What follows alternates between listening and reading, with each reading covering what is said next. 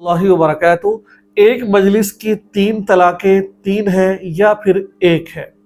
اگر کسی مرد نے اپنی بیوی کو 3 طلاقیں دے دی ہیں، یعنی کہ ایک سانس میں 3 دے دی ہے غصے میں آ کر، یا پھر الگ الگ طلاق دی ہے، آیا کہ وہ 3 طلاقیں شمار ہوں گی یا پھر 1 طلاق شمار ہوگی؟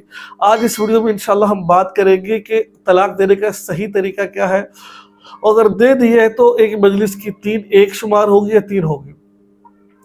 سب سے پہلے تو آپ یہ بات سمجھیں، اگر آپ نے بیوی کو طلاق دینی ہے تو دیکھیں طلاق کوئی اچھی چیز نہیں ہے۔ آپ نے کوشش کر لی، نبھا کی کوشش نہیں ہو رہی، یعنی کہ نبھا نہیں ہو پا رہا، تو پھر احسن طریقہ یہ ہے کہ آپ بیوی کو طلاق دے دو، ٹھیک ہے؟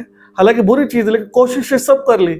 اب احسن طریقہ کیا ہے کہ آپ طہر میں، یعنی کہ عورت کو حیض نہ ہو، حالانکہ کسی نے حیض میں طلاق دی دی طلاق ہو جاتی ہے، کسی نے حالت حیض میں طلاق دی طلاق ہو جائے گی، تو اگر کسی نے حالت حیض کے علاوہ طلاق دی، مثلا پاک تھی عورت، تو آسان طریقہ یہ ہے کہ جب عورت پاک ہو اس وقت 1 طلاق دے دے، ہم بسری نہ کرے، ٹھیک ہے؟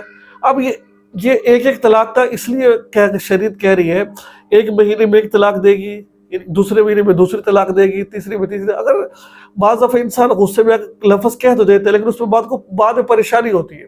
اگر اس نے 1 طلاق دے دی، اب پورا مہینہ گزر گیا، اس کو ہو سکتا ہے کہ اس کے دل میں ملال ہو اور شرمندگی ہو، وہ دوبارہ رجوع کر لے، تو 2 طلاقیں دے دی تو ہو سکتا ہے رجوع کر لے، تو اگر 3 طلاقیں دے دی پھر رجوع کا اختیار نہیں ہوتا ہے۔ تو اس لیے کہا ہے کہ ہر طہر میں 1 طلاق دو اور ہم بسری نہ کرو۔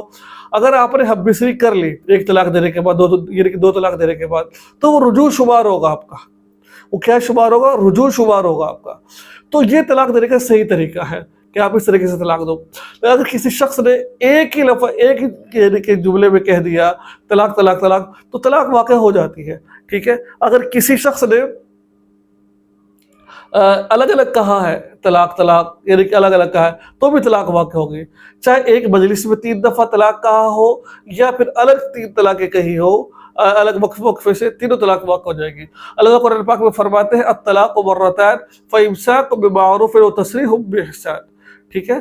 تو اللہ تعالیٰ فرماتے ہیں کہ اگر 2 طلاقیں دے دی، چاہے تو رجوع کر لو چاہے تو چھوڑ دو، وہ فرض کر رہا ہوں۔ پھر اللہ تعالیٰ آگے فرما رہے فَإِن طَلَّقَهَا فَلَا تَحِلُّ لَهُ مِن بَعْدُ حَتَّىٰ تَنكِحَ زَوْجًا غَيْرَهُ، اگر تیسری طلاق بھی دے دی تو پھر اس کے بعد وہ اس کے لیے حرام ہو جائے گی۔ فَلَا تَحِلُّ لَهُ حَتَّىٰ تَنكِحَ زَوْجًا غَيْرَهُ، قرآن کہتا ہے کہ جب تک عورت کسی اور سے نکاح نہیں کر لیتی عدت کے بعد، پھر وہ عدت گزار کر یعنی دوسرا شوہر طلاق دے، پھر وہ پہلے شوہر کے پاس آ سکتی ہے عدت گزار کر۔ تو یہ قرآن پاک نے ایک طریقہ بیان کیا ہے۔ بہرحال 3 طلاقیں 3 ہوتی ہے، 1 طلاق نہیں ہوتی ہے۔ تو مجھے امید ہے کہ آپ کو بہت کچھ سیکھنے کو ملا ہوگا، دعا میں یاد رکھیں۔